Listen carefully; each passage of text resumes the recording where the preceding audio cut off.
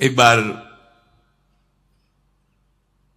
देवताओं ने देखा कि युद्ध में जितने असुर मारे जाते हैं, दैत्य, उन सबको भगवान शुक्राचार्य जी के पास संजीवनी विद्या है।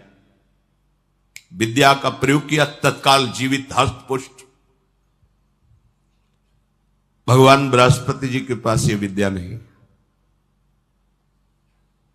जितने देवता मारे जाते वो अंग भंग वैसी स्थिति में रहते, मृत तो मृत। भगवान बृहस्पति जी के पास ये विद्या थी नहीं, भगवान शुक्राचार्य जी के पास। देवताओं ने बृहस्पति जी को अपना गुरु माना और दैत्यों ने शुक्राचार्य जी को गुरु माना। अपने गुरुदेव की कहीं भी लघुता मन में भी नहीं आनी चाहिए। इसलिए देवताओं ने कभी बृहस्पति जी से ये प्रार्थना भी नहीं की कि आप संजीवनी विद्या सीख लीजिए, हम लोगों को जिलाने, कभी प्रार्थना नहीं की। गुरु महिमा है। पर उनके बड़े पुत्र का नाम कच्छ था। उनसे बात की कि आप हमारे गुरु पुत्र हैं और हमारे ऊपर सबसे बड़ी संकट की बात है कि कोई साधन नहीं है जिससे हम अमर हो सके। और शुक्राचार्य जी के पास साधन है, संजीवनी विद्या। कोई भी असुर नहीं, जो भी मरा उसको तत्काल जीवित कर दिया।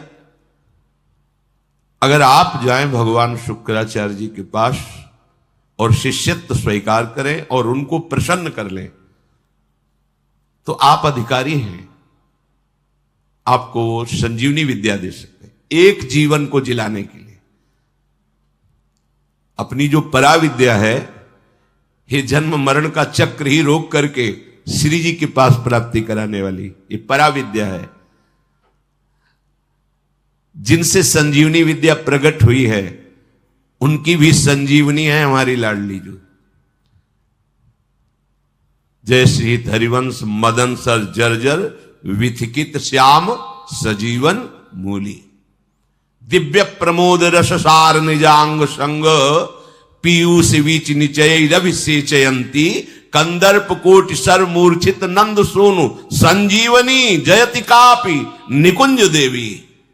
ये जो अपने पास विद्या है ना, ये परा विद्या है। करोड़ों संजीवनी विद्या इसके समान नहीं, क्योंकि हमारी लाडली जो अनंत ब्रह्मांडों के ईश्वर भगवान श्री कृष्ण की भी संजीवनी मूरी है। संजीवनी जयति कापि निकुंज देवी। देवराज इंद्र ने जब हाथ जोड़ करके प्रार्थना की, बृहस्पति भगवान के बड़े पुत्र कच्छ अभी 9 किशोर अवस्था को प्राप्त हुए थे। उन्होंने कहा कि आप सब हमारे सम्माननीय हैं और आप हमको हमारे पिता बृहस्पति के समान आदर दे रहे हैं। अब हमारा कर्तव्य बनता है आपकी रक्षा करना। हम जा रहे हैं, पर बड़ा संकटपूर्ण कार्य है, क्योंकि कोई भी दैत्य बर्दाश्त नहीं करेगा। हो सकता है मेरी मृत्यु भी हो जाए, पर आपके हित के लिए मैं मृत्यु का भी वरण कर लूंगा। जो संत स्वभाव के होते हैं उनका प्रभाव यही होता है कि वो अपनी हानि करके दूसरे का परम लाभ करना निश्चित करते हैं, और जो असंत स्वभाव के होते हैं वो दूसरे की हानि करके अपना लाभ सोचते हैं। कच्छ ने सब देवताओं को आश्वासन दिया, अगर जीवित रहा तो संजीवनी विद्या लेके ही आऊंगा, और ना जीवित रहा तो फिर बात अलग है। इसमें परहित की भावना बहुत जोर की। परहित की भावना जहां होती वहां भगवान रक्षा करते हैं। सुख वांछा जहां होती वहां आसुरी भाव होता है, राक्षसी भाव होता है, फिर वहां दुर्गति होती है। श्री महान महिमा में भगवान के पिता होने का सौभाग्य जिन्हें प्राप्त हुआ, दशरथ जी महाराज, उनको वो परम लाभ जो गीधराज जटायु को मिला? नहीं मिला। पंख कटे हुए रावण के अस्त्र से तड़प रहे, प्राण कंठ में है, बस चितवत राम चरण की रेखा। आगे पड़ा जटायु देखा, चितवत राम चरण की रेखा। भगवान ने गोद में लेकर पिता की तरह उनका तर्पण आदि किया। वो जानता था कि मैं रावण से जीत नहीं सकता, पर जानकी का विलाप सुन करके पूरे बल से आक्रमण किया दशानन के ऊपर, और इस गति को प्राप्त तो भगवान के सामने ही गीध देह का त्याग करके हरि रूप होकर भगवान के नित्य साकेत धाम को गया। परहित सबसे बड़ा धर्म है, परहित सरिष धर्म नहीं भाई। और यहां स्वसुख वांछा से ही हमारी सारी चेष्टाएं होती हैं, इसीलिए आनंद की तो बात जाने दो, शोक भय संताप ये छोड़ ही नहीं रहा है। कच्छ जी दैत्यों की सभा में विराजमान भगवान शुक्राचार्य जी के पास गए, उन्हें प्रणाम किया और कहा मैं आपसे एकांत में प्रार्थना करना चाहता हूं। भगवान शुक्राचार्य ने एक तेजस्वी बालक एकांत समय दिया, प्रणाम करके कहा मैं अंगिरा ऋषि का पौत्र, भगवान बृहस्पति का पुत्र, मेरा नाम कच्छ है और मैं आपका शिष्य होना चाहता हूं। ब्रह्मन, मैं आपको गुरु रूप में वरण करता हूं। मैं 1000 वर्ष तक ब्रह्मचर्य रह करके आपकी सेवा करना चाहता हूं, और आप इसके लिए मुझे मना मत करना, इसकी अनुमति दे देना। शुक्राचार्य जी ने कहा कच्छ सुस्वागतम तेस्तु प्रतिगृहणामि ते वचः अर्चयिष्येह मर्च्यम त्वामर्चितोस्तु बृहस्पति। मुझे बहुत प्रसन्नता हुई कच्छ, तुम्हारे संकल्प का हम स्वागत करते हैं। शिष्य कौन है, किनका है, किस पक्ष का, यह नहीं देखा जाता। यदि वो शिष्यत्व स्वीकार कर रहा है और उसमें वो लक्षण हैं, तो बिना किसी संकोच के, बिना कोई विचार के उसको स्वीकार कर लिया जाता है। ये धर्म की मर्यादा है, उसमें फिर नहीं देखा जाता आप कौन, कहां के, कैसे, नहीं। आप में आर्त भाव है, शरणागत होना चाहते हैं, वो स्वीकृत है। मैं तुम्हें स्वीकार करता हूं। तुम्हारा ये जो संकल्प है आदर का पात्र है। तुम्हारा सम्मान करना भगवान बृहस्पति का सम्मान करना है। तब कच्छ ने कहा कि आपने बड़ी हम पर कृपा कर दी। महाकांतिमान कच्छ बड़े ही सुंदर थे। उनके सामने जल लेकर संकल्प किया 1000 वर्ष तक मैं अखंड ब्रह्मचर्य रहूंगा। शुक्राचार्य जी ने कहा मेरे ही भवन में तुम्हें अब रहना होगा, और तुम प्रकाशित मत होइए कि मैं बृहस्पति पुत्र हूं, क्योंकि दैत्यों में देवताओं के प्रति द्वेष भाव है, वो अमंगल कर देंगे। और मेरी ये पुत्री देवयानी तुम्हारी ही अवस्था की है, नवकिशोर अवस्था ही, यौवन के पदार्पण की भूमिका को कहते हैं। तारुण्य प्रथमो प्रवेश समय, इसे किशोर अवस्था कहते हैं। तरुण अवस्था की प्रवेश की, अभी जवान नहीं कह सकते, वो प्रवेश स्थिति, ये बड़ी देव स्थिति होती है। तुम हमारी पुत्री का प्रिय करो, उसकी आज्ञा में रहो, अपना ही घर है, ऐसे निर्भय हो कि रहो, पर बाहर सावधानी से ही निकलना, क्योंकि दैत्य जन ये जान न पावे कि तुम हमारे पास रहे हो। अभी कोई संजीवनी विद्या की बात भी नहीं की। देवयानी से कहा अब ये यही रहेंगे। 1000 वर्ष तक का इन्होंने नियम पूर्वक ब्रह्मचर्य का संकल्प लिया है। देवयानी जी ने स्वीकार किया उनको। वो सदैव देवयानी के सामने हाथ जोड़कर प्रणाम करना, उनकी आज्ञा में रहना, जैसे गुरु वैसे गुरु पुत्री, ऐसा भाव। 500 वर्ष व्यतीत हो गए ब्रह्मचर्य से रहते हुए और गुरु भवन में सेवा करते हुए, कोई नहीं जान पाया। एक दिन किसी गुप्तचर ने दैत्यराज को बताया कि भगवान शुक्राचार्य के घर में कोई नौ किशोर बालक बहुत ही देदीप्यमान कांतिवान काफी समय से रह रहा है। अब 500 वर्ष से कुछ हुआ नहीं था, इसलिए छूट भी हो गई थी। तो जो भविष्यान्नी के लिए गायें थी उनको चराने के लिए जंगल में चले जाते। गुप्तचरों ने दैत्यों को बताया कि इस समय वो नौयुवक वन में गाय चराने गया हुआ है और एकांत प्रदेश है, और हमने पता लगाया वो युवक कोई और नहीं बृहस्पति जी का पुत्र कच है। गुप्तचर भी बड़ी विद्या से युक्त होते हैं पूरा, और मुझे लग रहा है कि ये सब एक देवताओं का प्लान है जो संजीवनी विद्या सीखने के लिए भेजा है। अब आपका क्या आदेश है? तो उनका आदेश क्या? उसे मार के फेंक दो, पर ऐसी सावधानी से मार करके उसे अलग अलग करो जिससे शुक्राचार्य जी जिला ना पावे। एकांत प्रदेश में वो गौएं चरा रहे थे। दैत्यों ने जाकर अस्त्र शस्त्र से उन्हें छोटे छोटे टुकड़े काट डाले कच्छ के और कुत्तों को खवा दिया।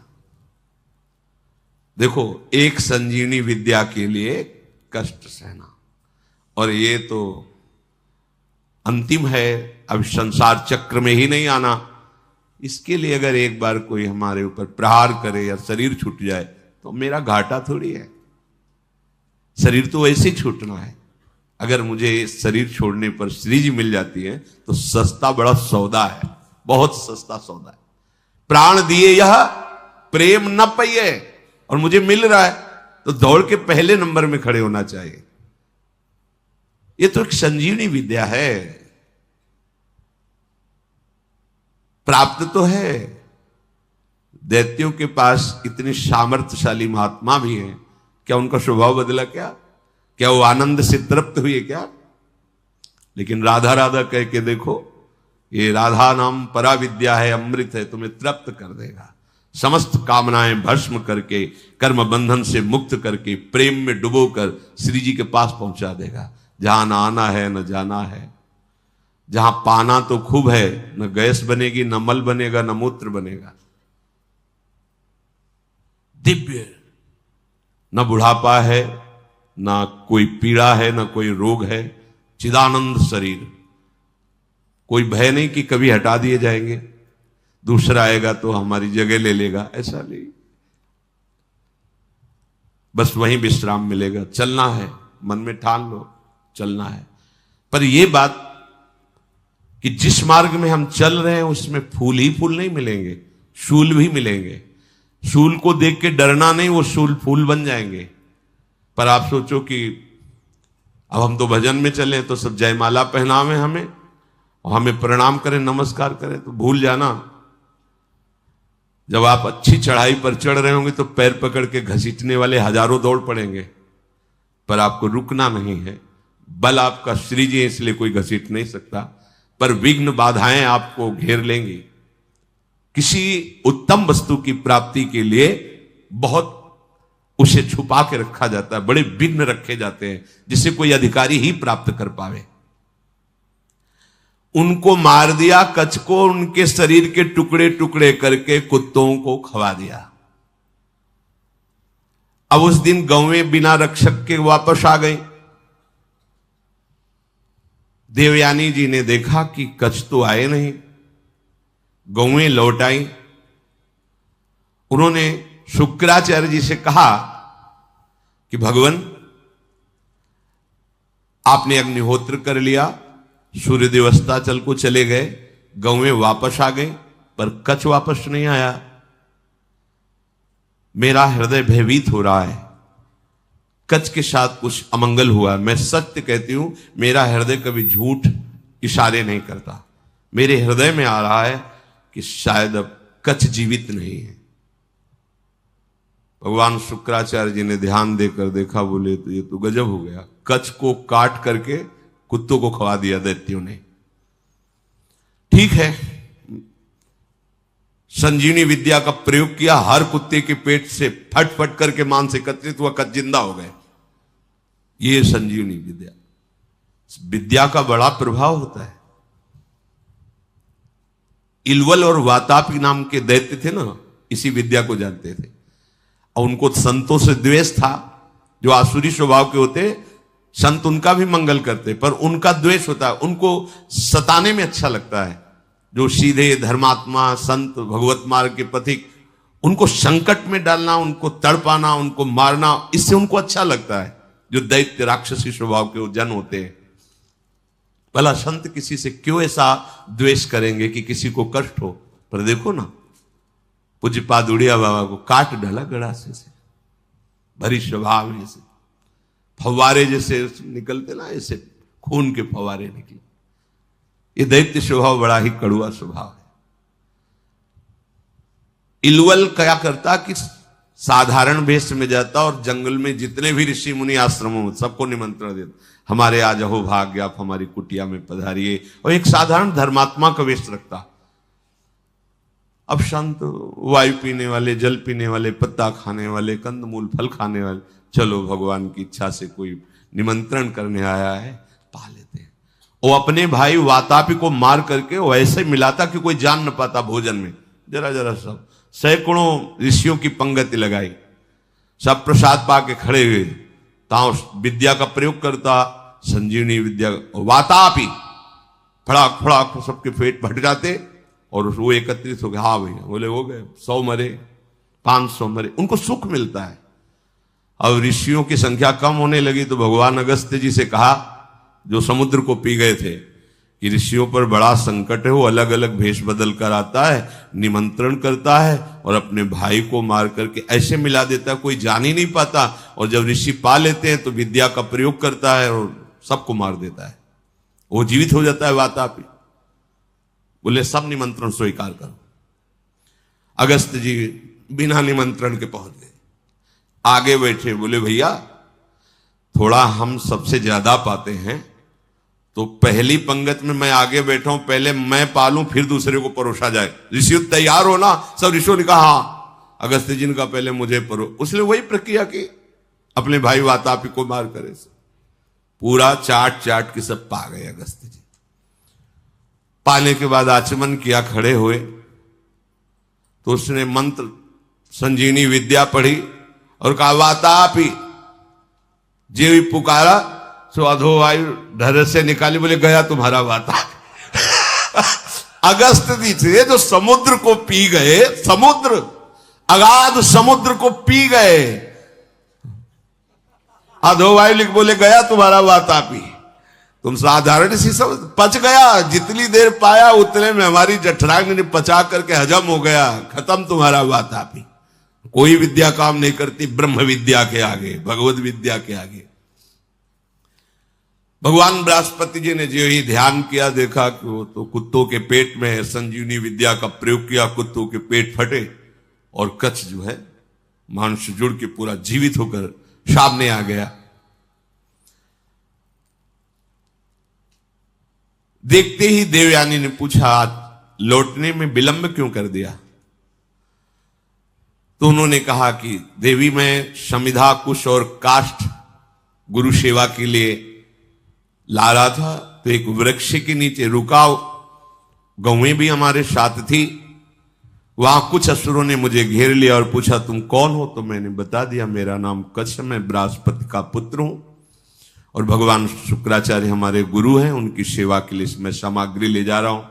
तो उन्होंने मुझे मार दिया और मार करके कुत्तों को खवा दिया। मेरी स्मृति कभी भंग नहीं होती, क्योंकि मैं अखंड ब्रह्मचारी हूं। ब्रह्मचर्य में बहुत बड़ी सामर्थ्य है, जिसका महत्व आज नहीं समझा जा रहा है। अगर आपका शरीर स्वस्थ है, किसी औषधियों का सेवन नहीं हो रहा है संसारिक, और आप ब्रह्मचारी हैं, एक बार श्लोक पढ़ लीजिए, वो पूरा टेप हो जाएगा। दोबारा कोई बात सुननी नहीं पड़ती, एक बात सुन लिया पूरा दिमाग में बैठ जाएगा। भारी से भारी मेहनत करने पर कभी थकावट नहीं होगी। 2-4 दिन नींद ना आवे तो आपको परेशानी नहीं होगी, क्योंकि बहुत शीतलता, बहुत धैर्य, गंभीरता, ये सब ब्रह्मचर्य प्रकट कर देता है, तभी उपासना परिपक्व होती है। अब ब्रह्मचर्य नहीं तो स्मरण ही नहीं है, ना प्रभु का स्मरण है, ना अपने लक्ष्य का स्मरण है, जिधर जो प्रवाह हुआ उसी में बहते डोल रहे हैं। शरीर इतने क्षीण हो रहे हैं वासना के कारण कि कुछ भी प्रकृति की मार झेलने लायक ही नहीं रह गए। देखो ब्रह्मचर्य का प्रभाव। कच्छ कह रहे मुझे पूरा स्मरण है, मेरी स्मृति कभी भंग नहीं होती। जब हमारे गुरुदेव ने संजीवनी विद्या का प्रयोग किया तो फिर मैं जीवित होकर तुम्हारे सामने उपस्थित हूं। कच्छ ने जब अपने मारे जाने की बात कही तो देवयानी बड़ी सावधान हो गई कि कच्छ को अब गाय चराने नहीं भेजना। दैत्यों को तो पता था कि हमने मारकर खवा दिया। अब तो एक दिन सेवा के लिए कुछ पुष्प की आवश्यकता हुई तो देवयानी ने कहा पास के ही जंगल से पुष्प ले आइए। दैत्य दूर से निगरानी रखते थे, उन्होंने देखा कच्छ तो जिंदा है, जाकर के सोचा कच्छ जिंदा है, बोले वापस फूल लेके न जाने पावे, अब की क्या करें? बोले मारो, मार के जलाओ, जला के राख जो है समुद्र में बहा दो। जब पुष्प ही लौट करके नहीं आए कच्छ पुष्प लेकर के, तो देवयानी ने फिर प्रार्थना की कि शाम होने जा रही, पुष्प तो सुबह लेने भेजा था, अभी तक कच्छ वापस नहीं आए। शुक्राचार्य जी ने कहा, ध्यान धर के देखा, बोले कच्छ को मार के जला के समुद्र के जल में प्रवाहित कर दिया, मतलब जल में मिला दिया। तो उनका भगवान यदि कच्छ पुनः वापस नहीं आएंगे तो मैं भी जीवित नहीं रहूंगी, क्योंकि इतने वर्षों से हमारी आज्ञा में सेवा में रह रहे तो हमारा एक अपनापन हो गया है। तो उनका देखो चाहे जितनी बार जिलावें वो प्रयोग यही करेंगे, बार बार उन्हें मारेंगे। कभी ऐसा वो बुद्धिमानी से प्रयोग करेंगे कि संजीवनी विद्या का प्रयोग करने वाला ही नहीं रहेगा, इसलिए तुम भूल जाओ कच्छ को। तो उनका ऐसा नहीं हो सकता, जो आपकी शरण में आपको उसकी रक्षा करनी ही पड़ेगी। जो संजीवनी विद्या का प्रयोग किया, लहरों से राख निकली, राख शरीर धारण किया, फिर कच्छ के रूप में आके पुष्प लेके सेवा में उपस्थित हो गए। बड़ी विद्या में सामर्थ्य होती है। गुप्तचरों ने बताया कि कच्छ है अभी गुरु भवन में, मार के जला के। अब वहां हुआ कि सुनो, अब की बार ऐसा करो कि कोई उपाय ही न रह जाए संजीवनी विद्या के प्रयोग का। तो किसी कार्य हेतु जे भी गुरु भवन से बाहर निकले, कच्छ उनका अपहरण कर लिया। कच्छ को मार करके जलाया, जला करके छान करके उस राख को सुरा में मिला करके अंगूर आदि के रस में और शुक्राचार्य जी के ही पास पहुंचा दिया। जो सेवा में था जो ही दिया, भगवान शुक्राचार्य पी गए। शुक्राचार्य जी पी गए। देवयानी ने कहा पूरा दिन हो गया कच्छ के दर्शन नहीं हो रहे। तो अब बताया बार बार, वो अगर हम संजीवनी विद्या का प्रयोग भी करेंगे तो मार ही डालेंगे, इसलिए तुम छोड़ो, क्यों चिंता करते हो। उन्होंने कहा भगवान आप ये निश्चित समझ लीजिए कि शरणागत हैं वो हमारे, और मैं उनकी रक्षा किए बिना जीवित नहीं रह सकती। आपसे सच कहती हूं, यदि मैंने कच्छ का दर्शन नहीं किया तो अपना जीवन नष्ट कर दूंगी। प्यार तो होता है परिवार के जनों से। शुक्राचार्य जी ने कहा बेटी, बृहस्पति का पुत्र कच्छ इस बार ऐसी घटना में स्थित है, या तुम्हारे पिता रहेंगे या कच्छ रहेगा। देवयानी तुम शोक छोड़ो, रो मत। तुम्हारी जैसी विवेकशालिनी और शास्त्र स्वाध्याय करने वाली युवती के लिए ऐसा रोना या ऐसी बात कहना मैं जीवन त्याग दूंगी, ये उचित नहीं है। असंभव है अब जिलाना कच्छ को। बोले क्यों? बोले हमारे पेट में पहुंच चुका है वो। ध्यान के द्वारा देखा कि अंगूर आदि के रसों में सुरा मिला के उनको पिला दिया। बोले कच्छ को हम ही को पिला दिया गया। ऐसे ये द्वेषी है दैत्यजन कि बाहर से तो पेट फाड़ के निकाल दिए सबके, सब जगह से बुला लिया, अब अगर हम विद्या का प्रयोग करते हैं तो हमारी मृत्यु हो जाएगी, क्योंकि निकलेंगे। देवयानी ने कहा कि मेरे दुख को अगर दूर करना चाहते हैं तो कच्छ को बुलाना ही पड़ेगा। तो उन्होंने कहा इसमें कोई संशय नहीं कि दैत्य लोग बहुत द्वेषी हैं, मेरे शिष्य को मार डाला है भयंकर स्वभाव वाले दैत्य, ये जानते नहीं कि मैं कितनी सामर्थ्य से युक्त हूं, फिर भी मेरे शरणागत को कष्ट दे रहे हैं, विरुद्ध आचरण कर रहे हैं। मुझे लगता है कि अब इनके परास्त होने का समय आ गया है। जब कोई गुरु द्रोह करता है तो उसके नाश का निश्चित समय आ जाता है। इस तरह का अपराध चाहे वो देवराज इंद्र क्यों न हो, उसको भी भयभीत करके परास्त कर देता है। जो ब्रह्मचर्य के पालन में रत है, मेरी आज्ञा में रहता है, मुझे बहुत प्रिय है, उसका कोई अहित करे तो मानो मेरा ही अहित कर रहा है।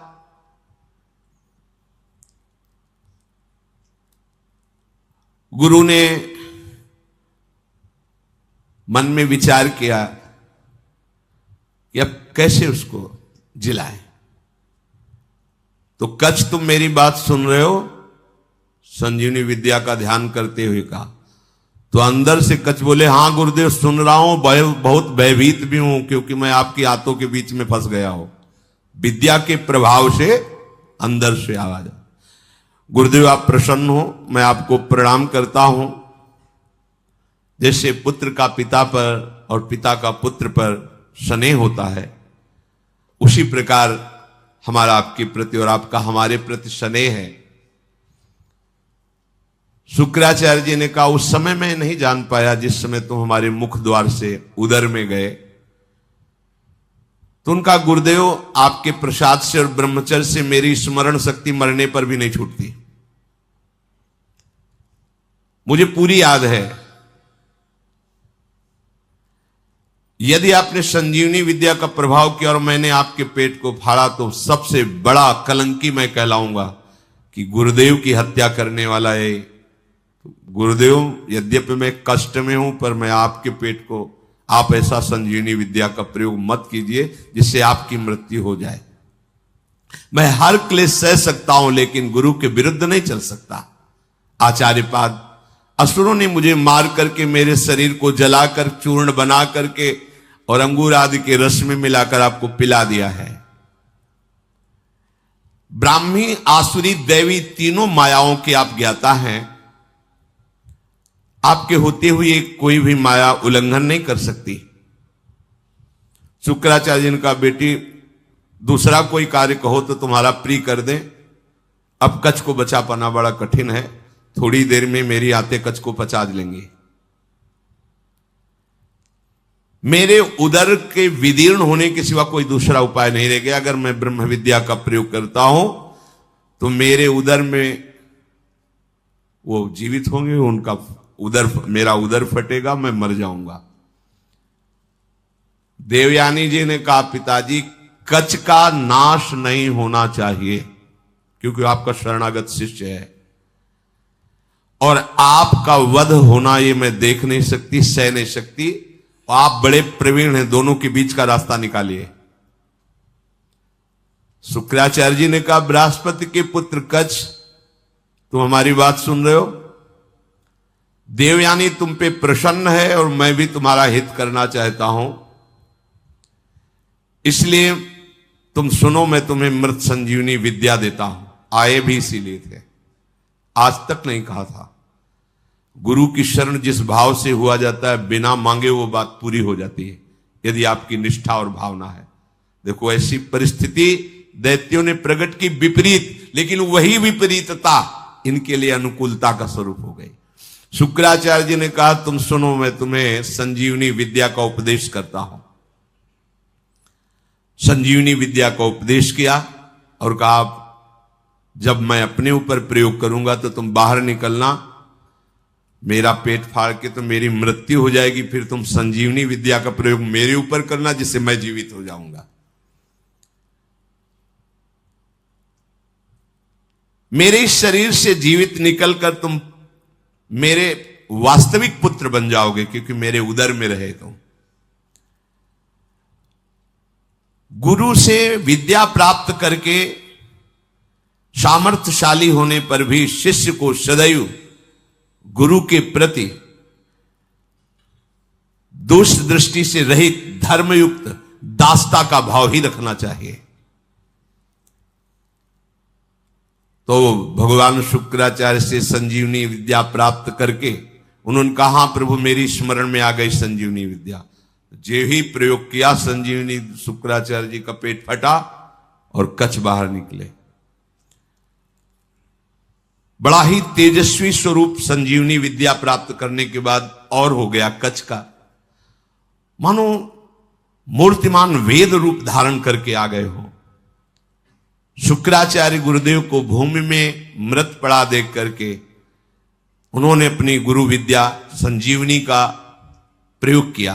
जे ही प्रयोग किया ते ही उठ खड़े हुए भगवान शुक्राचार्य, साष्टांग प्रणाम किया। गुरुदेव, मैं विद्या से शून्य था, उस दशा में आपने मेरा पालन पोषण किया और अत्यंत दुर्लभ मृत संजीवनी विद्या दी, जो अमृत धारा है। कोई भी महात्मा ऐसा कैसे हो सकता है कि अपने ऐसे उपकार करने वाले गुरुदेव को कभी भी दुखी कर सके। आप ही मेरे मां हो, आप ही मेरे पिता हो।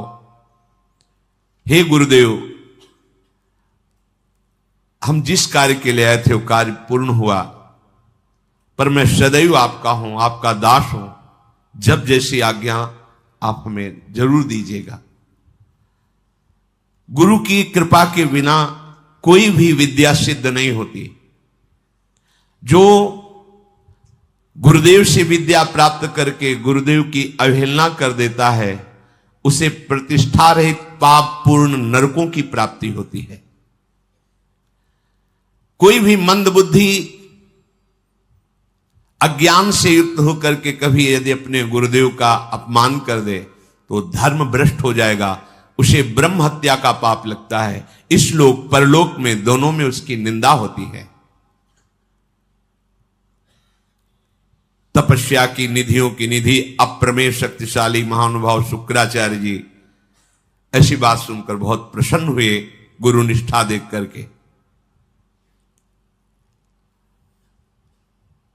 कच्छ ने देवताओं का कार्य सिद्ध कर दिया, संजीवनी विद्या उन्हें प्राप्त हो गई, पर वो 1000 वर्ष पूरा करने के लिए अपने गुरु की सेवा में रहे। फिर प्रणाम किया और कहा, अब मुझे अपने घर जाने की अनुमति दीजिए। जब कच्छ का व्रत पूरा हो गया, गुरु ने उनको जाने की आज्ञा की, तो देवयानी ने कहा, हमारी सेवा में रहे हो, मेरी आज्ञा के बिना कैसे जा सकते हो? आप उत्तम कुल विद्या तपस्या इंद्रिय संयम से सुशोभित हो रहे हो। महायशस्वी महर्षि अंगिरा जिस प्रकार मेरे पिताजी के लिए माननीय है, उसी प्रकार आपके पिता बृहस्पति मेरे लिए आदरणीय और पूजनीय है।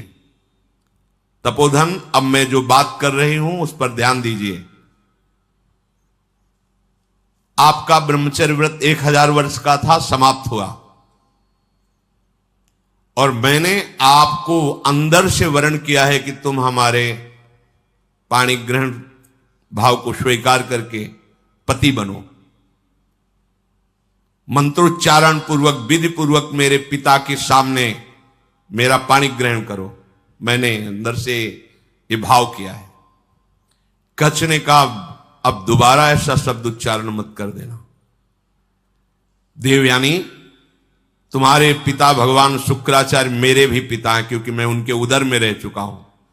क्या कभी भाई अपने बहन के प्रति ऐसा भाव कर सकता है? तुम हमारी परम पूजनीय हो, ऐसे शब्द उच्चारण मत करना।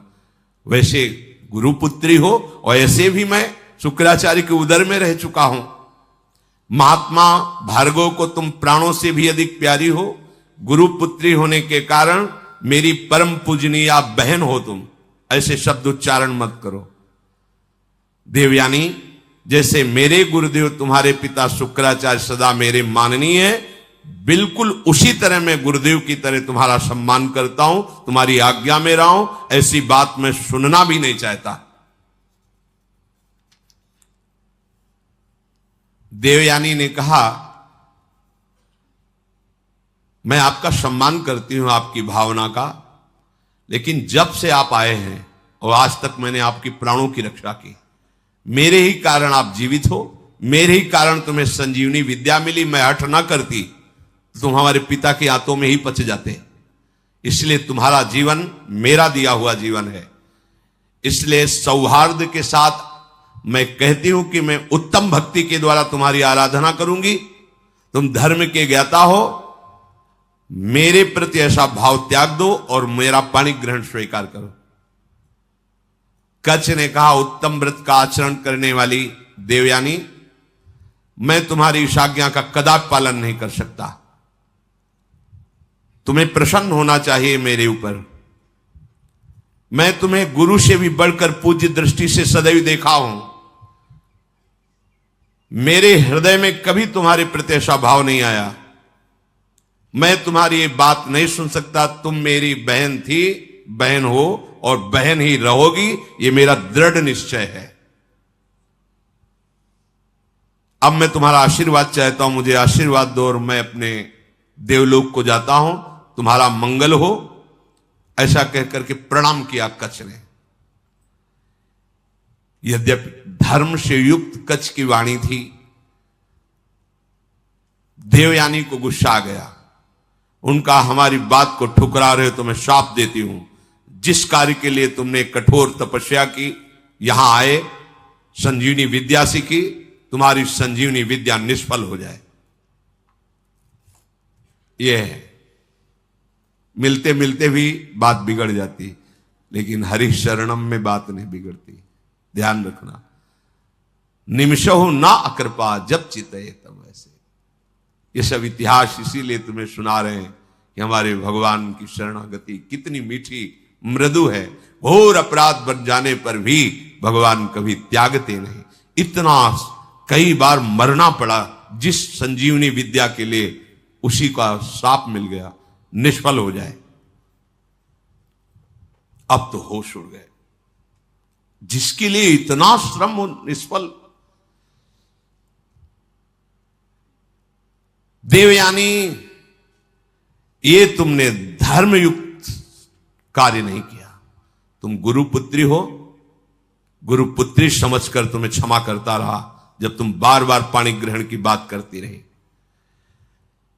मैंने आज तक कभी तुम्हें दोष दृष्टि से नहीं देखा, और तुम कामना से युक्त होने के कारण हमें शाप दे दिया।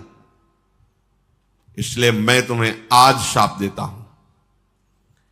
आज के बाद कोई भी ब्रह्म ऋषि कुमार तुम्हारा पाणी ग्रहण ही नहीं करेगा। ये सामर्थ्य होती है, जो नियम से चलते हैं, भजन करते हैं, उनमें सामर्थ्य होती है। उनके वचन कभी मिथ्या नहीं होते। 5 वर्ष के बालक हैं श्रृंगी ऋषि, चक्रवर्ती सम्राट महामहिम परम भागवत परीक्षित जी। जे ही श्रृंगी ऋषि स्नान कर रहे थे, बालकों ने आके कहा, तुम्हारे पिता के गले में मरा हुआ सांप महाराज परीक्षित ने डाल दिया है। कहा, उपहास? मेरे समाधिस्थ पिता का उपहास? ये इतना उच्छृंखलता कैसे आ गई? ये तो महाभागवत थे, ऐसा कैसे? इसका मतलब ये समझते हैं कि इनके ऊपर कोई शासन करने वाला नहीं। जल उठाया और कहा, इनको पता नहीं कि ऋषि बालकों में अपनी तपस्या का इतना बड़ा बल है कि हम देवराज इंद्र को भी शाप दे सकते हैं। ये क्या है? मैं शाप देता हूं, आज के 7वें दिन विशाल काय तक्षक सर्प डसेगा और इस राजा की मृत्यु हो जाएगी।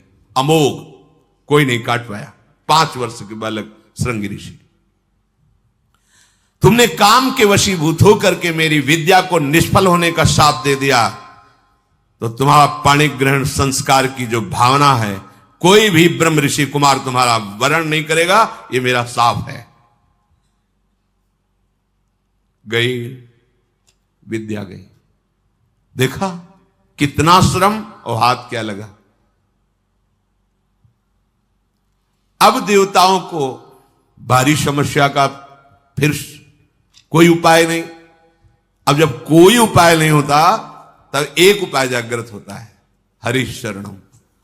सब देवताओं ने भगवान को पुकारा, क्योंकि दैत्य बल से भी आसुरी स्वभाव में, और गुरु का इतना बड़ा प्रताप, संजीवनी विद्या संपन्न गुरु, कोई उपाय नहीं कि बचने का। प्रार्थना ब्रह्मा जी से की। ब्रह्मा जी, भगवान शंकर, शव देवता, सुमेरु पर्वत जो 4 लाख योजन का है, वहां एकत्रित हुए और भगवान की सबने प्रार्थना की, स्तुति की। जो स्तुति की, श्री भगवान सामने प्रकट हो गए। आर्त भाव की हुई स्तुति तत्काल अनुभव कराती कि भगवान हमारी बात सुन रहे हैं। वो भाव आना कठिन होता है। अगर वो भाव आ जाए तो पुकारते ही भगवान आपको दिखाई देंगे। उसे आर्त भाव कहते हैं।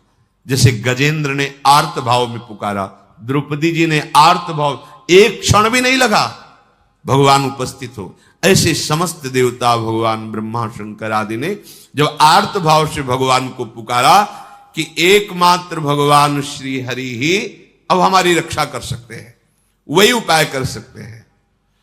जे भी भगवान श्री हरि सुमेरु पर्वत पर प्रकट हुए, समस्त देवता, ब्रह्मा जी, भगवान शंकर ने देखा कि जैसे करोड़ों सूर्य एक साथ उदय हो गए हो, ऐसी आभा प्रकट हुई। कि किसी भी देवता की नेत्रों में सामर्थ्य नहीं थी उस आभा की तरफ देख सके। इसलिए इस श्लोक आता है सुधा, तेजो रूप निकुंज एव कलयन नेत्रादि पिंड स्थितम।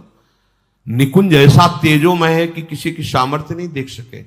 जब लाडली जी की सखियों की कृपा होती जो आचार्य रूप से आई, वो जब दिव्य नेत्र देते तब निकुंज को करोड़ों सूर्य एक साथ जैसे प्रकट हो गए ऐसी कांति प्रकट हुई। सबकी आंखें चौंधे आ गईं, सब बेशुद्ध हो रहे हैं। भगवान ब्रह्मा शंकर आदि सावधान होकर के सुंदर झांकी की।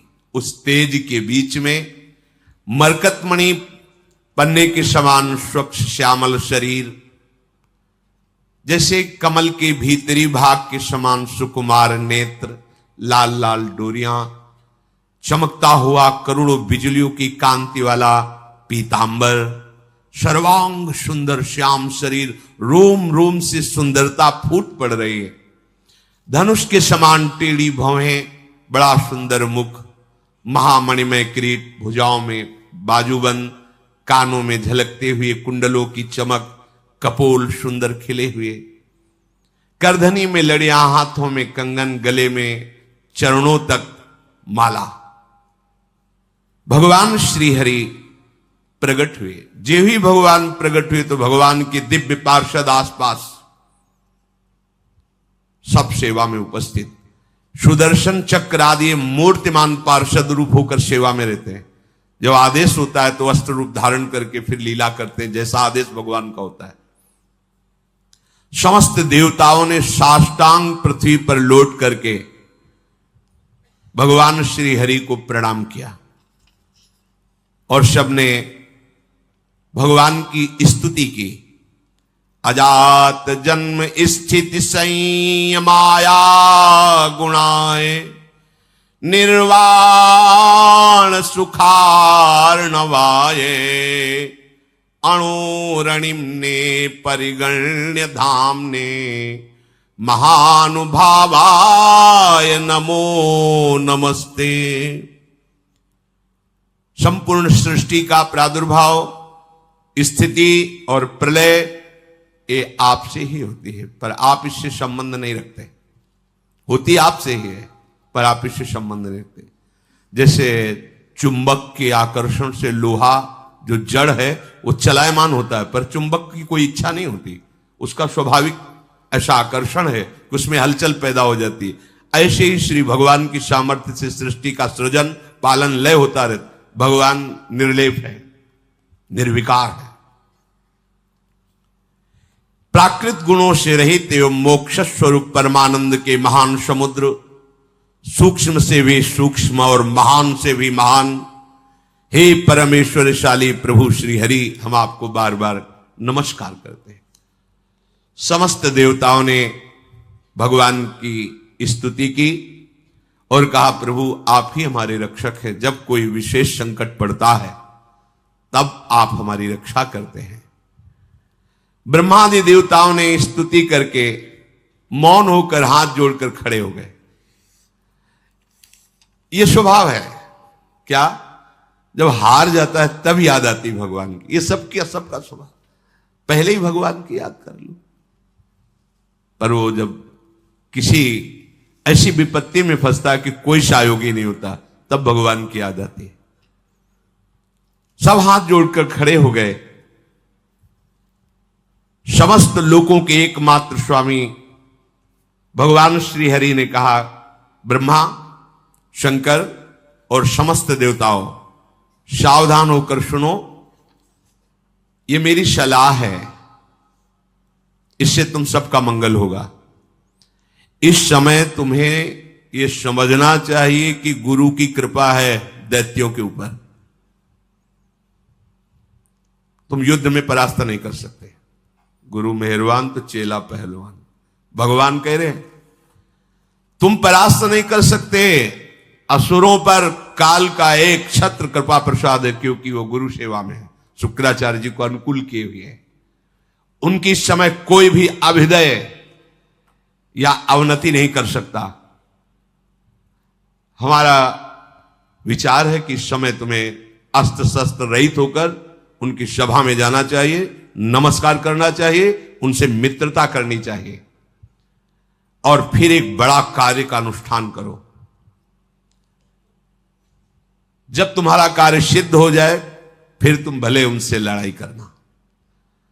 तुम्हारा कार्य होगा समुद्र मंथन, जिससे अमृत निकलेगा। उस अमृत को तुम पी लोगे तो संजीवनी विद्या की जरूरत ही नहीं, कोई देवता मरेगा ही नहीं।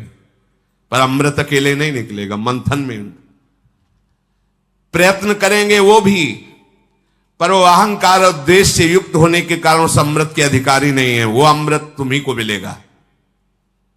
वो अमृत का प्रभाव है, जरा सा भी मुख में चला जाए तो कभी वो मरेगा नहीं। लेकिन ये अमृत पीकर देवता भी परम शांत या परमानंद में निमग्न नहीं है। वो भी अंदर से भयभीत रहते हैं, उनके अंदर भी कामनाएं हैं। इसलिए ये अमृत काम का नहीं है अपने। कौन सा अमृत? अपने लिए काम का। राधा नाम सुधा रसम, सुधा माने होता है अमृत। अमृत रस राधा राधा राधा, जहां पूर्ण निर्भयता, किसी से द्वेष ही नहीं। हरिवंश नाम लीन जे अजात शत्रु ते सदा। व्यवस्था मैं करूंगा। मंदराचल की मथानी होगी, वासुकी नाग की नेति होगी, समुद्र का मंथन करने की पूरी व्यवस्था मैं करूंगा। आलस्य प्रमाद छोड़कर विश्वास करो और जाओ। हाथ जोड़ो, प्रणाम करो दैत्यों को और उनको मिलाओ, अपने मित्र बनाओ और फिर ये बताओ कि दोनों मिलकर समुद्र मंथन करें और उसमें से अमृत निकलेगा और हम सब पान कर लेंगे। वो राजी हो जाएं। बिल्कुल क्रोध मत करना और जो कुछ भी निकले मेरे इशारे के बिना तुम स्वीकार करने की चेष्टा मत करना। देवताओं को आदेश देकर भगवान श्री हरि उन्हीं के बीच में अंतर्धान हो गए। उनके चले जाने पर ब्रह्मा शंकर ने उस दिशा को नमस्कार किया जिधर भगवान अंतर्धान हुए। देवराज इंद्र, वायु देवता, अग्नि देवता, बड़े बड़े लोकपाल ईश्वर कोटि के जो देवता हैं, ये कोई अस्त्र नहीं, कोई शस्त्र नहीं, सर झुकाए हुए दैत्यों की सभा में प्रवेश। बड़े बड़े सेनापति, दैत्यों के उद्भट, देवताओं को परास्त करने की सामर्थ्य रखने वाले, अपने अपने अस्त्र संभाल लिए। और उनमें हुआ कि जब अस्त्र नहीं लिए और सर झुका के आ रहे, इसका मतलब ये युद्ध के लिए नहीं, इसका मतलब ये संधि भावना से आ रहे हैं। उन्होंने अपने अपने अस्त्र नीचे उतारे। देवता लोग गए और हाथ जोड़कर ऐसे किया। ऐसे ही काम बनता है। अगर अमृत पद प्राप्त करना है ना, तो जो गाली दे तो भी हाथ जोड़ना पड़ेगा। ये भगवान की सलाह है। अगर अमृत पद प्राप्त करना है तो देखो, यहां किसी का कोई यश व्यस नहीं रहता। पढ़ के देख लो, एक से एक सब माया सब धूल डालती चली है। किसका यश है? किसका यश है? एक समय आता है कि एक आदमी का यश फैल जाता है, दूसरा समय आता है कोई जानता नहीं कौन था, क्या कैसा, धूल में मिल गया। ये यश, ये कीर्ति, ये प्रणाम, ये नमस्कार, रुपया पैसा, बिल्डिंग, माया, ये सब छलावा है। केवल जीने के लिए इन वस्तुओं को अपना आराध्य मानकर समय नष्ट करना बड़ी मूढ़ता होगी। अखंड भगवान का स्मरण चल रहा है, अब वो जैसे रखें उनका कार्य है। अपना लक्ष्य केवल प्रभु होना चाहिए, प्रभु के सिवा और कुछ सब व्यर्थ है, सब व्यर्थ है। मरे तो क्या रह गया, क्या रह जाएगा? आप देखो कितने बड़े बड़े यशस्वी जन हुए हैं, बलवान, धर्मात्मा। कौन जानता है, भगवान का नाम नहीं ले रहे तो तुम्हारा नाम क्या लेंगे? और यहां इतनी बुद्धि हमारी देहाभिमान से युक्त है कि अगर परोपकार के लिए छोटा सा पौशाला भी खोलेंगे तो पूरे परिवार का मैं जिला पता तक, नंबर तक उसमें डाल देंगे। ऐसा देहाभिमानपूर्ण। अगर एक पंखा लगाएंगे तो हर पंखुड़ी में वो नाम लिखा होगा, जिला लिखा होगा, बाप माता का सबका नाम, मतलब एक पंखे से ही पूरे पितर तर जाएंगे। ऐसा देहाभिमान पुष्ट कि हमारा नाम हो, हमारी कीर्ति हो। अरे भगवान का नाम तुम नहीं जप रहे हो तो तुम्हारा नाम कौन जपेगा, तुम्हारी कौन कीर्ति गाएगा? इसलिए यदि अमृत पद प्राप्त करना है तो झुकना सीखो, सर झुकाना सीखो सबके चरणों में, क्योंकि सब में मायाधीश भगवान गुप्त रूप से विरा। वो देख लेंगे कि अहंकार रहित हो, तुम्हें अमृत पद दे देंगे। भगवान ने सलाह दी, यदि तुम्हें अमृत पान करना है तो तुम्हें सर झुकाना पड़ेगा। इसीलिए भगवान के भक्तों को देखो, कितना भी सताया जाए कभी विरोध नहीं करते। जोई जोई प्यारो करे सोई मुहि भावे। समस्त संपत्तियों से सेवित असुर सेनापतियों से सुरक्षित उस सभा में देवताओं ने कहा कि हमारे मन में एक विचार आया है, क्या आप लोग सहयोग करेंगे? हम दोनों मिलकर के यदि समुद्र मंथन करें और उससे अमृत निकलेगा, पक्का निकलेगा, हमें विश्वास है, क्योंकि भगवान ने बताया था।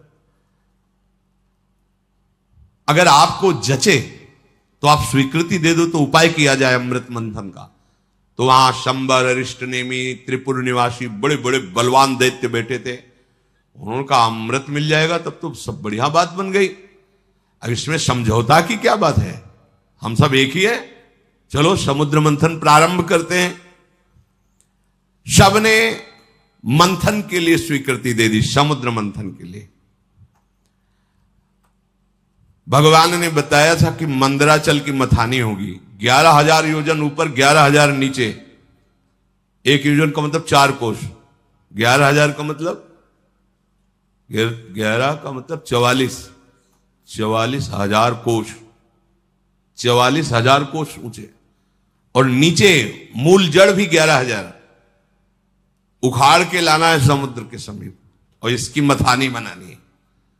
मंथन किसका हो रहा है? समुद्र का।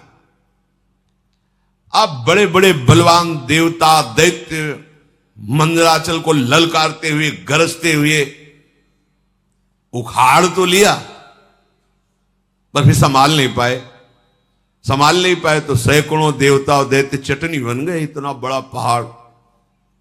अब देवताओं ने भगवान का स्मरण किया कि प्रभु शुरुआत से अमंगल शुरू हो गया, और डर गए सब कि अब ये तो घटना इतनी घट गई, इसी में हजारों देवता दैत्य पिस गए तो कैसे काम चलेगा। भगवान जिनकी पंखों से सामवेद उच्चारण होता है, उन गरुण जी के ऊपर विराजमान मंद मंद मुस्कुराते हुए आए जो देवता दानव चकनाचूर हो चुके थे। किसी के कंधे टूट गए थे, किसी का हाथ टूट गया, किसी के कमर टूट गई, कोई मर गया। भगवान गरुड़ पर बैठे हुए ही अमृतमयी दृष्टि से देखा, सब स्वस्थ, सब जीवित। कर तुम अकर तुम अन्यथा कर तुम। ऑपरेशन नहीं करना पड़ा हड्डियों का, औषधि नहीं लगानी पड़ी। समझो, भगवान बिना औषधि के भी सारी औषधियों में सामर्थ्य उन्हीं के है। अगर कोई औषधि काम कर रही है तो भगवान की ही सामर्थ्य है। वो आपको, आपके मन को, आपके हृदय को परम शीतल कर देंगे। इसलिए सब औषधियों की औषधि हरिनाम है, विश्वास करो। अमृतमयी दृष्टि से सबको स्वस्थ और जीवित कर दिया। इसके बाद गरुड़ जी को आदेश किया, गरुड़ जी थोड़ा नीचे उतरे। ऐसे ही जैसे कोई कमल का फूल पकड़े, ऐसे भगवान ने मंदराचल को उठाया, गरुड़ जी के एक पंखे पे रख लिया और कहा चलो समुद्र के किनारे सब, और समुद्र के तट पर जाकर मंदराचल को विराजमान किया। भगवान के आज्ञानुसार वासुकी नाग को बुलाया गया और कहा तुम्हें हम वचन देते हैं कि अमृत में तुम्हारा हिस्सा होगा, पर आपको नेति का काम करना पड़ेगा। वासुकी नागों के राजा है, हजारों फड़धारी, विशाल काय। वो भी आनंदित हुए और समुद्र मंथन में मंदराचल की नेति, वो रस्सी बनने का काम किया। अब उत्साह सहित मंदराचल को समुद्र में पधराया गया। ऊपर से वासुकी नाग की नेति बनी। समुद्र मंथन आरंभ किया गया। भगवान ने देवताओं को इशारा किया हमारे साथ आओ। वो वासुकी नाग के मुख को की तरफ असुर लोग हट गए, बोले हमको तुम इतना नीच समझते हो कि सांप की पूंछ पकड़ेंगे, नहीं होगा समुद्र मंथन। भगवान यही चाहते थे। भगवान ने कहा नहीं, आप अगर आपको ऐसा लगता है चलो सब पूंछ पे चलो, क्योंकि जब मंथन होगा तो भारी विषाग्नि निकलेगी वासुकी नाग के मुख से। असुर स्वभाव के जो होते ना, उनको यही, अगर उनका मंगल भी चाहो ना तो उनको अमंगल ही अच्छा लगता है। उन्होंने कहा कोई हम ऐसे वैसे नहीं है कि हम सांप की पूंछ पकड़े, तुम आगे रहो हम पीछे, नहीं समुद्र में। भगवान ने कहा आइए आइए आइए पकड़िए, और देवता उसका काम बन गया, चलो पूंछ की तरफ चलो। अब देवताओं ने पूंछ की तरफ और असुर मुख की तरफ, लक्ष्य है अमृत प्राप्ति, समुद्र मंथन प्रारंभ किया। लेकिन जेव ही घुमाया तो मंदराचल धसने लगा। फिर भगवान से कदम कदम पर भगवान की जरूरत है भगवत प्राप्ति के लिए। चाहे जितने बड़े तपस्वी, साधना, ज्ञानी, बैरागी कोई भी हो, बिना भगवान के, चाहे उन्हें गुरुदेव भगवान बोलो चाहे भगवान बोलो, बातें उनके बिना कृपा प्रसाद के, ये तो अमृत है सृष्टि का, वो तो ज्ञानामृत है, प्रेमामृत है, उसकी प्राप्ति कैसे हो सकती? सब कुछ ठीक, मंथन प्रारंभ, मंदराचल धसने लगा। अगाध समुद्र। भगवान का चिंतन किया, भगवान की प्रार्थना की कि प्रभु कृपा करके अब तो सहयोग करो, नहीं तो सब किया कराया। सबके मुंह में उदासी छा गई। भगवान ने तुरंत एक विशाल काय कच्छप का रूप धारण किया। सत्य संकल्प भगवान की इच्छा करते ही 1,00,000 योजन की पीठ है जिनकी, 4,00,000 कोस तक कच्छपावतार भगवान का, 1,00,000 योजन की फैली, 1,00,000 योजन प्रस्तारिणा द्वीप युवा परो महान, मानो कोई बहुत बड़ा द्वीप प्रकट, 4,00,000 कोस, 1,00,000 योजन, 4,00,000 कोस भगवान की पीठ थी, कच्छप भगवान। सबके देखते देखते मंदराचल के नीचे चले गए। मंदराचल से मानो जैसे पीठ में कोई खुजली करे, ऐसे कच्छप भगवान को खुजली सी लगी और आराम करने लगे। मंदराचल की अब तह मिल गए, कच्छप भगवान की पीठ पर मंदराचल। अब तो मंदराचल को घुमाना प्रारंभ किया गया। समुद्र मंथन संपन्न करने के लिए असुरों में भगवान आसुरी शक्ति के रूप में, देवताओं में दैवी शक्ति के रूप में, वासुकी नाग में निद्रा के रूप में, नीचे कच्छप के रूप में, ऊपर सहस्त्रावाव रूप रख करके पकड़े हुए सबसे ऊपर चोटी पे, ये किसी को पता नहीं। पूरा का पूरा मंथन भगवान ही से हो रहा है। इसीलिए कहते हैं अहंकार मत करो, साधना तुमसे नहीं हो रही, भगवान करा रहे हैं। बात को समझो। लग रहा है कि देवता और दैत्य कर रहे हैं, शुरू से अभी तक देख लो, सलाह देने वाले, मार्ग बताने वाले, व्यवस्था करने वाले, और फिर अमृत का हरण भी होगा तो वो भी छुटा के तुम्हें पिलाने वाले। अगर भगवान श्री हरि का आश्रय नहीं लिए तो ये तो प्रकृति के मंथन से, प्राकृतिक ही तो है समुद्र, और यहां ज्ञान समुद्र के मंथन से प्रेमामृत का पान करना है। इनमें बिना जगत गुरु श्री कृष्ण के कौन विजय प्राप्त कर सकता है? बोले इसमें गुरु की क्या आवश्यकता है? तो चल के देख लो, मिल ही जाए तो बता देना आके। आज तक किसी को मिला हो, इतिहास साक्षी हो तो बता देना। बिना गुरु का आश्रय लिए, और वो गुरु भगवान ही है। भगवान गुरु, गुरु भगवान। अब समुद्र मंथन बड़ी दृढ़ता से प्रारंभ हुआ। जेवी समुद्र मंथन प्रारंभ हुआ, वासुकी नाग के मुख से विष उगलना प्रारंभ। आप देवता सुरक्षित है पूंछ की तरफ, दैत्य झुलस रहे हैं। देवताओं की तरफ देख रहे हैं तो हल्की हल्की फुहारें आ रहे हैं शीतल। क्यों? भगवान के जिस पक्ष में है उनके पक्ष में हो ना, तो वहीं विष की ज्वाला और वहीं शीतल फुहारें। भगवान कह रहे समूहम सर्वभूतेषु, देखो समूहम, जो नीचे की पंक्ति में कहा जो मेरा भजन करता है, पक्षपात ले लेते हैं भगवान। क्षुब्ध हो गया समुद्र, भारी मंथन प्रारंभ हुआ। ऐसी विष के धुएं निकलने लगे, व्याकुलता बढ़ गई। भगवान ने तत्काल शीतल जल वर्षा का आदेश किया कि अगर ऐसा तो फिर कैसे समुद्र में, पग पग पर विघ्न है। भगवान न हो तो साधना सिद्ध ही नहीं हो सकती। भगवान की प्रेरणा से दिव्य बादल आकर के वर्षा करने लगे, शीतल सुगंधित वायु चलने लगी, सबकी जान में जान आया। अजित भगवान स्वयं मेघ के समान श्यामला शरीर, पीतांबर धारण किए, कानों में मकराकृत कुंडल बिजली की तरह चमक रहे हैं। विश्व विजयी भगवान देवताओं की तरफ खड़े होकर स्वयं मंथन कराने लगे।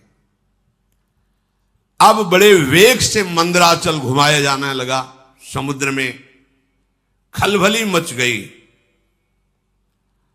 समुद्र ने भी हाथ जोड़कर कहा कि महाराज मेरे तो प्राण ही चले जाएंगे। बोले तुम भी धैर्य रखो, सहो, तुमको भी अमृत का छींटा मिल जाएगा। अमृत के लोभ से देखो, और ये अमृत देवता पीकर भी किस सुख को प्राप्त कर रहे, देख लो। ये नामामृत, लीलामृत के सामने कुछ नहीं। ब्रह्मा जी रोज प्रणाम करते हैं भगवान के भक्त को।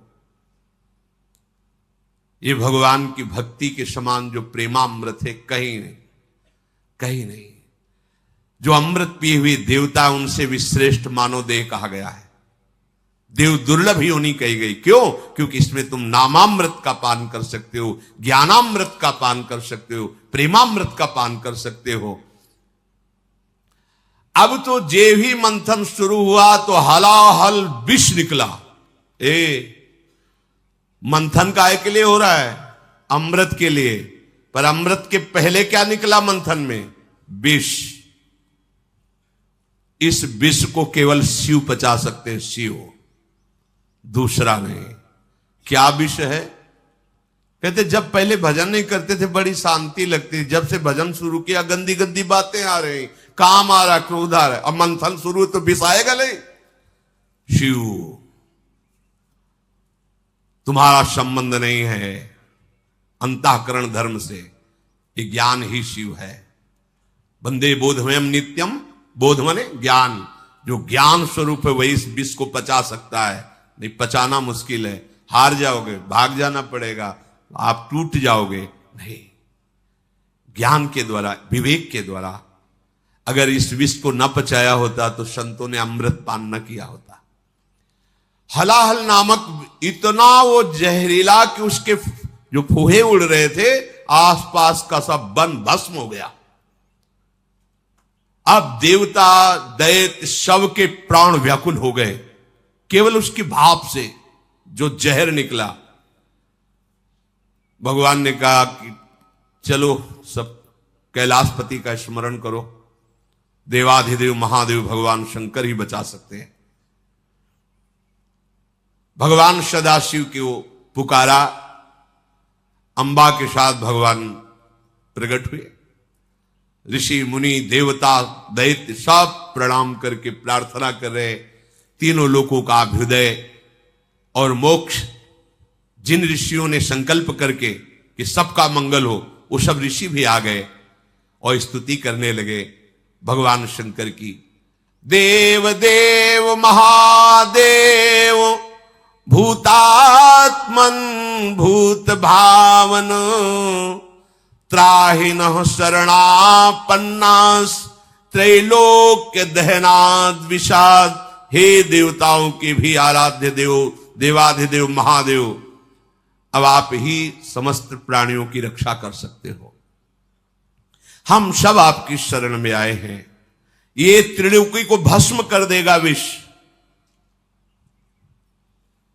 अगर इस विष को नहीं पचाओगे तो स्थूल सूक्ष्म कारण तीनों इस विष से व्याप्त हो जाएंगे।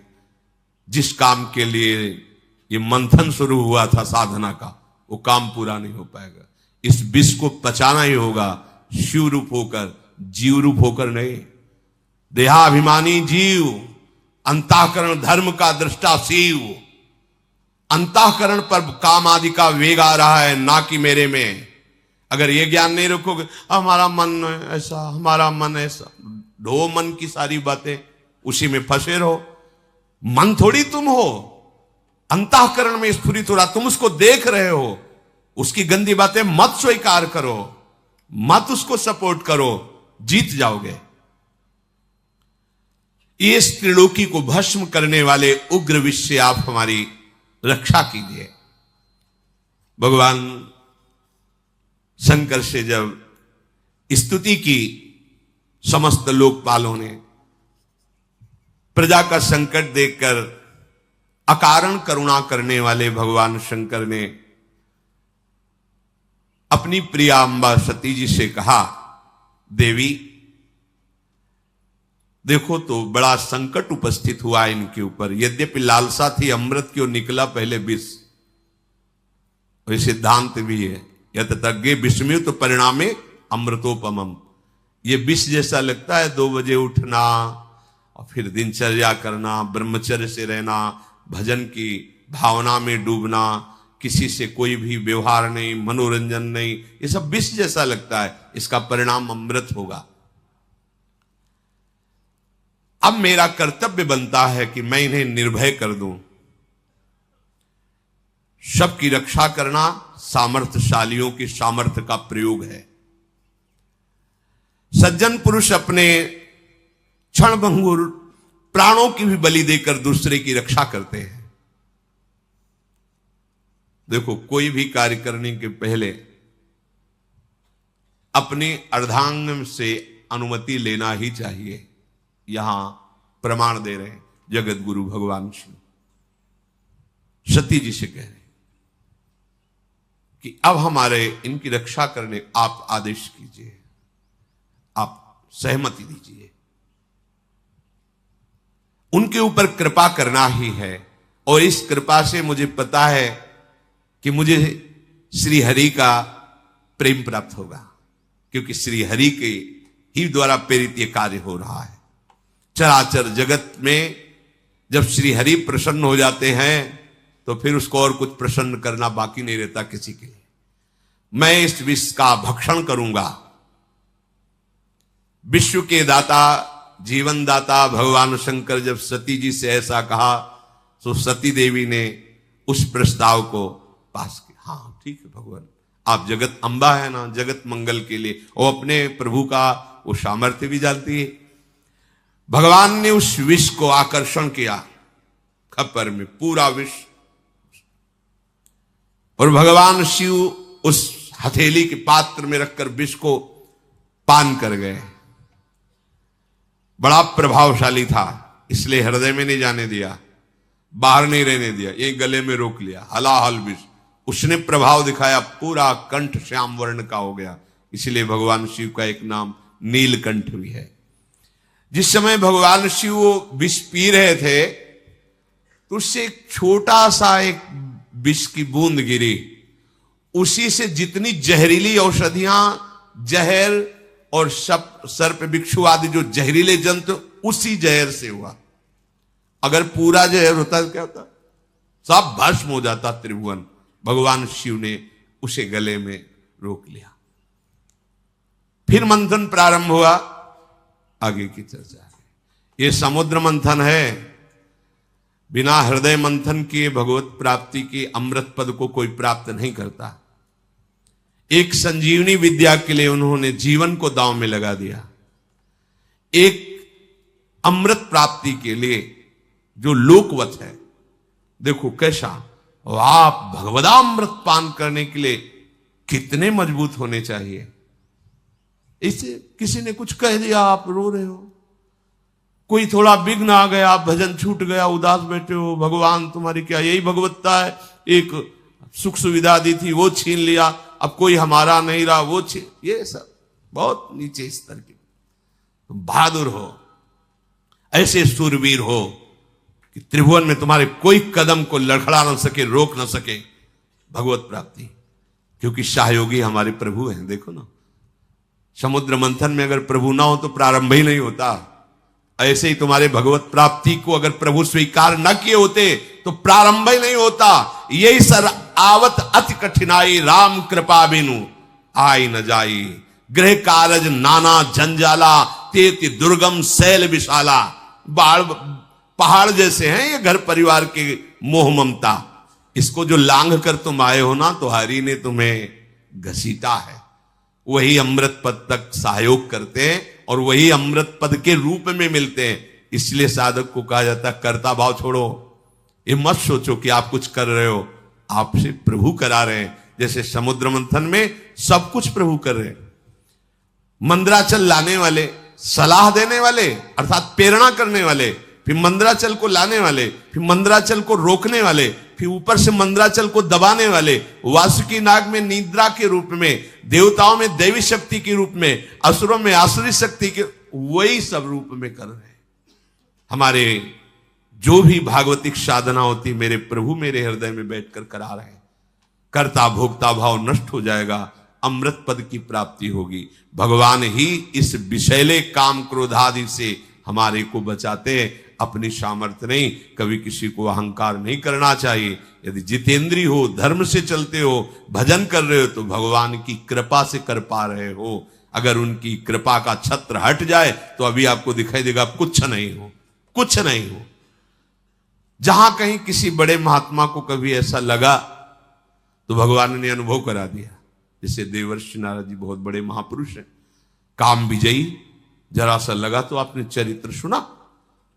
दुर्वासा जी बड़े महान महात्मा है, कोई साधारण थोड़ी, भगवत स्वरूप है, लेकिन जरा सा अहम आ गया तो देखा त्रिभुवन में भागे घूमे। अगर कहीं किसी को कोई भी विभूति नजर आती है अपने में तो भगवत कृपा को देखो, अहंकार मत करो, क्योंकि वास्तविक भगवत कृपा से ही मार्ग चला जाता है। शेष चर्चा आगे। श्री राधा वल्लभ लाल।